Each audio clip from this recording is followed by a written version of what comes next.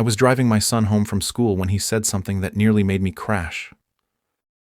"Daddy, Mommy and her friend picked me up yesterday, but she told me not to tell you." The words hit me like a punch I didn't see coming. Sharp, sudden, and brutal. Not only had she been lying to me, she was dragging our child into her deceit. Right there, in that ordinary car ride, I realized my life, and my family, was a lie. I gripped the steering wheel so tight my knuckles went white. My brain raced, trying to parse his words. Why would she need him to lie? What had she been hiding? I didn't yell. I didn't slam the brakes. I smiled, just enough to fool the world, while a dark little plan started to form in my mind. By the time we reached home, I knew I couldn't confront her yet. Not tonight. Not until I had the evidence, until I held proof so undeniable that she couldn't twist her way out with excuses or tears. Tonight, I would become a hunter, and she, the prey. I met my wife in college, stunning, confident, a grin that made me stumble over my own words. I was steady, dependable, the kind of man who showed love through actions, not drama. She fell for that stability. I fell for her smile. We were young, reckless with hope, and completely convinced our love would never break. Marriage came quickly, as did our son. Early years were perfect, or as close as anyone's life gets. Birthdays, small vacations, quiet nights on the couch. I was happy, thinking we were untouchable. But perfect marriages don't exist. They're a mirage, and she, my wife, was learning how to navigate around it without me noticing. Little cracks appeared first as absences. A work trip here, a late-night errand there. I rationalized, smiled, and played the part of the oblivious husband. I even joked about it in my head. Congratulations, you're now the suspicious husband cliché. But every lie, every cover, planted seeds I would soon harvest. The first real clue was innocent enough. Our son casually mentioned Mommy's friend, his words edged with secrecy. She said not to tell Daddy.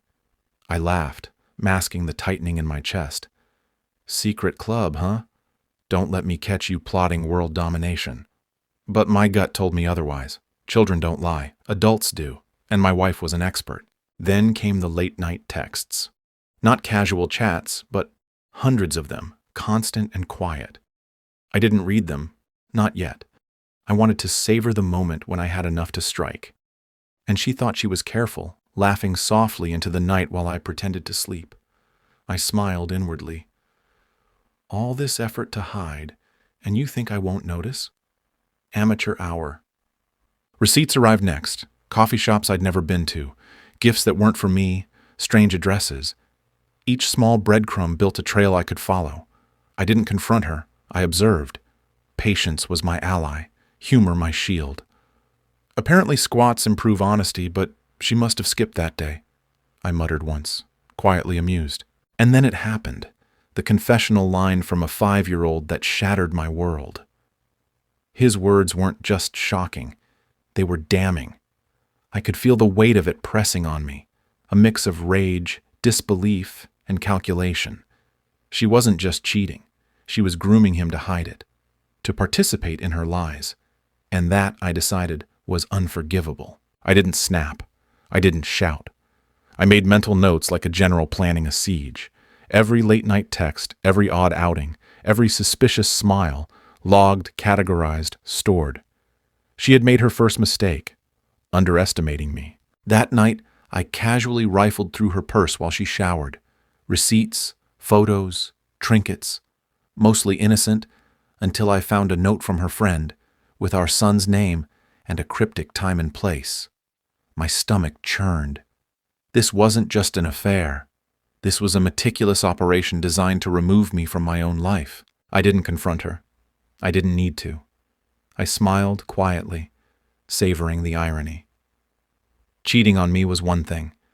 Planning my replacement? That's career suicide. I began a systematic investigation, silent, controlled, precise. Texts were recorded, locations cross-checked, conversations overheard. She had thought she was untouchable. Over the next week, the breadcrumbs kept appearing. A message she deleted too quickly. A suspiciously long work lunch, a gift for our son that seemed intended to impress someone else. I followed patterns, pieced together moments, laughed quietly to myself. She wanted excitement. She got consequences waiting in line. Dark humor was my shield, my sanity. I cataloged her errors, each one a step closer to the day I would finally reclaim control. Sleep became a weapon. While she thought she rested in peace, I stayed awake late into the night, analyzing every small detail. Her lipstick smudges, her unexplained absences, the subtle changes in her tone when speaking about her friend, all became puzzle pieces, forming a picture I was beginning to understand. She had underestimated patience. She had underestimated calculation. And most of all, she had underestimated me. By the end of that week, I had enough breadcrumbs to sense the shape of the betrayal, but not the full picture. Then I saw it. Her phone unlocked by accident, a preview of a message flashing across the screen. He's starting to like me. One day he'll call me Dad. A chill ran through me. Not only was she betraying me, but she had begun to rewrite the script of our son's life. That would not happen on my watch. I tucked the phone away, meeting my son's innocent gaze. He had no idea of the storm about to descend, but I did. I whispered to myself, darkly amused. She wanted excitement. She got consequences waiting in line. My mind began to formulate the plan, not out of anger alone, but out of precision, strategy, and the satisfaction of ensuring that when the dust settled, I would be standing and she would be left regretting every move. Days passed, and I played the role of oblivious husband flawlessly. I laughed at her jokes, nodded at her stories, even helped her with the grocery bags, all while the gears turned in my mind. Every interaction was a calculated step, every smile a mask. She was blind to the storm, unaware that each casual gesture was being recorded, cataloged, and stored for the moment I would strike. I began to set little traps. I asked innocent questions in casual tones carefully phrased to draw out inconsistencies. I checked the family calendar for discrepancies. I noted every surprise outing for our son. And always, I smiled to myself at the irony.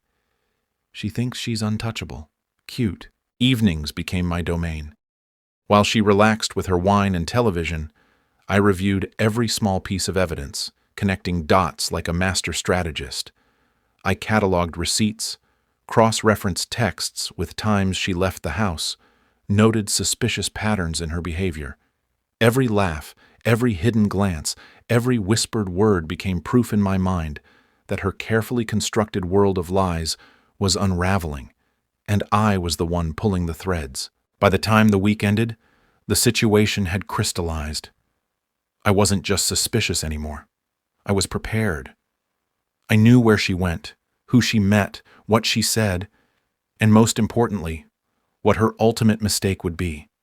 Thinking she could manipulate my child and me without consequence, she had underestimated me entirely. That night, as I tucked my son into bed, I whispered a quiet reassurance, one meant only for him. Daddy's got this. You just keep being you. Innocence, blissfully unaware, yet a key player in the chaos she had unleashed. And as I closed the door, I allowed myself a small, dark smile. The trap was set, the hunt had begun, and when it ended, I would be the one standing, unshaken, victorious. She would finally see the consequences of every lie, every secret, every betrayal, and it would be glorious. The next morning, I woke earlier than usual, quietly sipping my coffee as I watched the sunrise from the kitchen window. The world seemed blissfully unaware of the storm about to hit inside our walls. My wife was still asleep, oblivious, probably dreaming of her carefully constructed lies and the small victories she thought she had over me. I allowed myself a quiet chuckle. Dream on, sweetheart. Reality's coming for you. Our son bounded into the kitchen with his usual energy, backpack still dangling from one shoulder. Daddy, can we play after breakfast? He asked, his eyes bright and innocent. I smiled, ruffling his hair. Innocence is a dangerous thing for someone like her to manipulate. Children trust, they love, they absorb everything. and I had already begun using that trust, not to manipulate him, but to shield him, to gather proof in ways she could never anticipate. I pretended to be casual while scanning the living room. My wife had left her phone on the counter, unlocked, a careless habit she would soon regret. I slid it into my jacket pocket, pretending to make breakfast while secretly reading through her messages. Each word, each emoji, each subtle laugh at another man's jokes confirmed what I already knew. She was brazen, confident, and dangerously arrogant. And arrogance is deliciously easy to punish. By mid-morning, I had tracked a pattern. The friend she spent time with was more than just a harmless companion. He was embedded in the deception, complicit, unaware that he was dancing into my trap. I made a mental note. Patience, precision, and timing. Rush, and you become predictable. Hesitate too long, and the prey escapes. I intended neither. She returned home an hour later, humming a tune that now grated against my nerves. I greeted her with warmth that masked every dark thought, offering a smile that was both loving and sinister. "How was your morning?" I asked, pouring a cup of coffee with exaggerated care. She glanced at me, unsuspecting.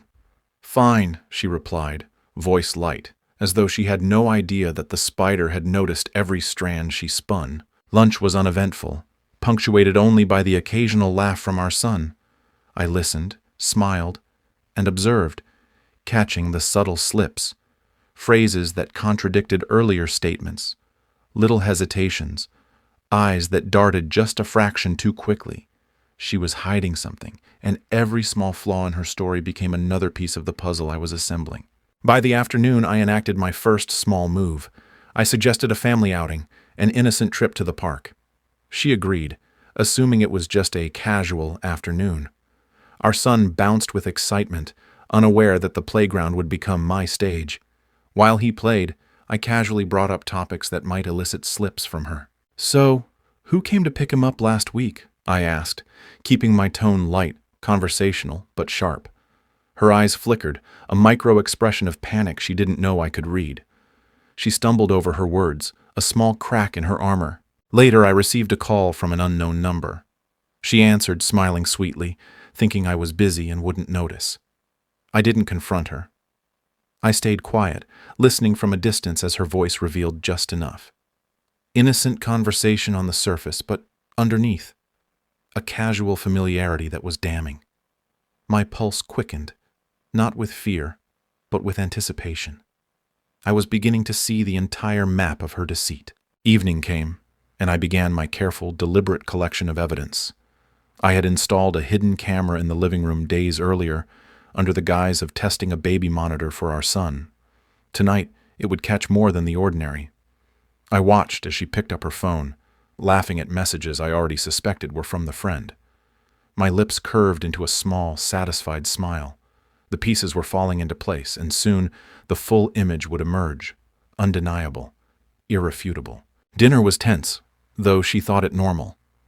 I asked our son casual questions about his day, eliciting the exact details I needed without alarming him or her. Each answer from him, each offhand comment, reinforced the pattern I had suspected. She tried to intervene subtly, redirecting the conversation, but it was too late. Our son, unwittingly, was the unwitting narrator of her betrayal. After bedtime, I sat in the living room, reviewing everything I had collected. Messages, receipts, timestamps, her own words all lined up like soldiers awaiting orders. I wasn't angry anymore. Not really. Anger is impulsive. Victory is deliberate. I planned my moves like a chess master. The board was set. She would make the first mistake, and when she did, she wouldn't just lose my trust. She would lose everything she thought she had manipulated into her control. 2 days later, I enacted the next stage. I invited a friend over, someone discreet, someone who could corroborate details without judgment. Together we reviewed patterns, comparing timestamps, texts, and behaviors. Every contradiction, every slip, every laugh shared with the friend outside my knowledge was documented. My friend leaned back, impressed. "She's bold," he said. I smirked, darkly amused. Bold doesn't survive meticulous observation. I replied. I allowed small, indirect confrontations, carefully baiting her with questions about the friend, her outings, her stories. She answered, sometimes hesitantly, sometimes confidently, but each response only deepened the web of evidence against her. I didn't need an immediate confession. That would cheapen the victory. The power lay in revelation, in the precise moment when her carefully constructed illusion would crumble entirely. Our son, blissfully innocent, continued to reveal fragments of the truth, small mentions, phrases she thought he wouldn't repeat, little clues that fit perfectly into the narrative I was assembling. Every time he spoke, I recorded, memorized, smiled. "You're helping me more than you know, kid," I whispered quietly during one particularly telling bedtime chat. Finally, the moment arrived. She had left the house for a supposed errand, leaving her phone carelessly on the counter again. I reviewed the latest messages, cross-referencing times, dates, and locations. Patterns emerged, undeniable now. The evidence was no longer circumstantial. She had been manipulating our son, sneaking meetings, lying every day. And the worst part? She thought she was untouchable. I waited for her return, preparing my demeanor, my words, my body language for maximum impact. When she walked through the door, I greeted her with warmth, casual conversation, and a smile that didn't reach my eyes. She relaxed, thinking I was oblivious. That would be her final mistake. I led the conversation gently at first, then with increasing precision, letting the evidence speak for itself. Subtle contradictions, innocent questions, details she had already revealed without knowing she had. And finally, the moment of undeniable clarity. I laid out the messages, receipts, and even the recorded mentions from our son. Her face went pale, the mask slipping. How did you know?" she whispered, voice trembling, half in fear, half in disbelief. I didn't answer immediately. I let the silence stretch, letting the weight of her actions sink in. "I watched," I said finally, voice calm, almost serene. "I observed. I let the truth reveal itself. And now you see what happens when arrogance meets patience." She stumbled back, defeated. I didn't need to raise my voice. I didn't need to plead. The evidence, her own words, her own choices, had done the work. My son, sitting quietly in the corner, watched the unraveling without fear. He had chosen, through his honesty and innocence, to stand with me, not because I demanded it, but because the truth had always been on my side. The night ended with her retreating to our bedroom, silent, humiliated, and fully aware of the magnitude of her loss. I sat with my son, quietly explaining in gentle words that honesty is the only foundation worth building on, that lies only crumble when exposed. He smiled, oblivious to the full scope, but aware that Daddy had won, and in that moment it didn't just feel like a victory, it was a reclamation of everything she tried to steal. As I tucked him into bed, I allowed myself a small, dark chuckle. She thought she could rewrite our lives, but she forgot one thing. I play for keeps.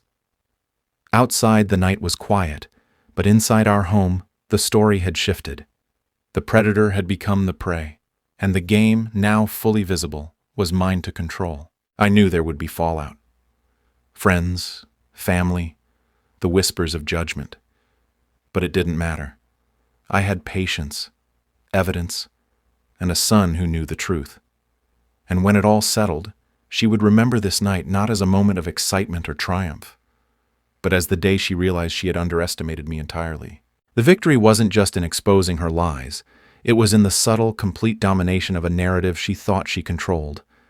I had anticipated her every move, prepared for her every excuse, and orchestrated a situation where her defeat was not only inevitable, but humiliating.